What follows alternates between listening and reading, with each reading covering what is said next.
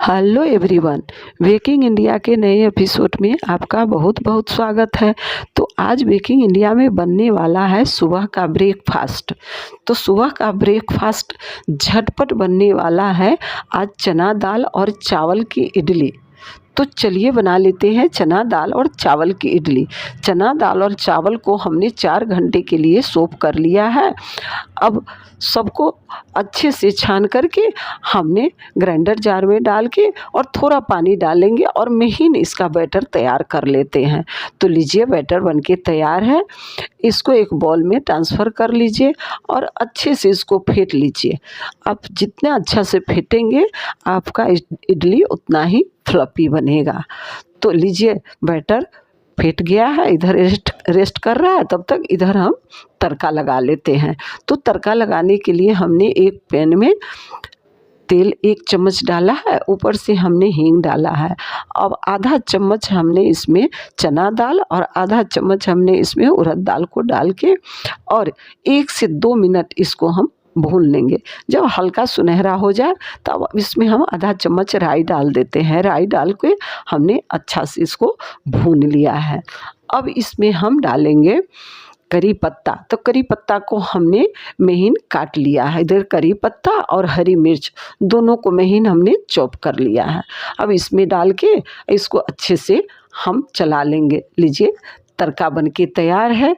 अब तड़का को हम बैटर में डाल देते हैं और ऊपर से हम धनिया के पत्ती डाल देते हैं। धनिया के पत्ती डालने के बाद इसमें हम स्वाद अनुसार नमक डाल देते हैं और 5 से 6 ड्रॉप हमने नींबू का रस डाल दिया है।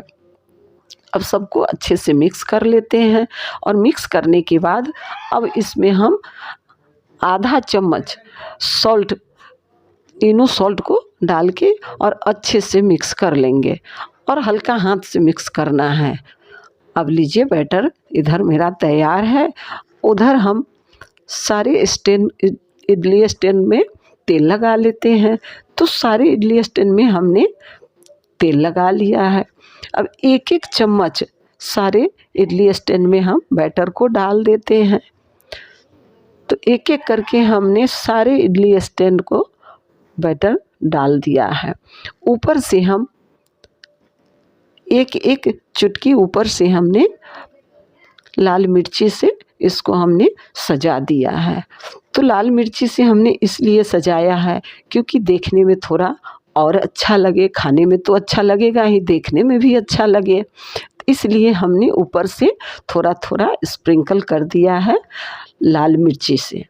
अब सारे स्टैंड को हमने एक साथ सारे स्टैंड को एक के बाद एक हमने डाल दिया है। अब उधर कुकर हमने गरम कर लिया है। कुकर में हमने 1 गिलास पानी डाला था और अब इसमें इडली स्टैंड हम डाल देंगे। अब कुकर का रबर और सीटी दोनों को हम निकाल देंगे और 10 से 12 मिनट स्टीम होने देते हैं। इधर हम 2 गिलास छोटा लिए हैं, गिलास में अच्छे से तेल लगा लिया है और जो बैटर जो बच गया था उसको हमने दोनों गिलास में ट्रांसफ़र कर दिया है। इधर हमने एक बर्तन में पानी डाल दिया था और दोनों गिलास को उसमें हमने स्टीम होने के लिए रख दिया है। अब लीजिए 12 से 15 मिनट में 15 मिनट स्टीम होने के बाद इडली तैयार है। अब हम इडली को कुकर से बाहर निकाल लेते हैं। तो इडली जब तक ठंडा होगा इधर हम चटनी की तैयारी कर लेते हैं। तो बिल्कुल हमने सिंपल वाली चटनी बनाई है।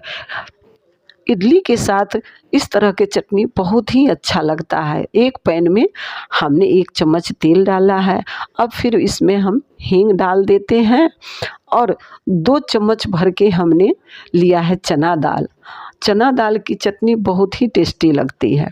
तो चना दाल को हमने थोड़ा भून लिया है। अब इसमें हम 2 चम्मच डालेंगे नारियल का बुरादा।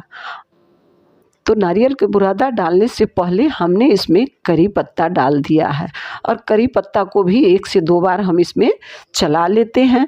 अब हम इसमें 2 चम्मच भर के हमने नारियल का बुरादा डाल दिया है। अब नारियल भी कट करके इसमें डाल सकते हैं। अब ऊपर से रफली हमने 2 टमाटर को चॉप कर लिया है।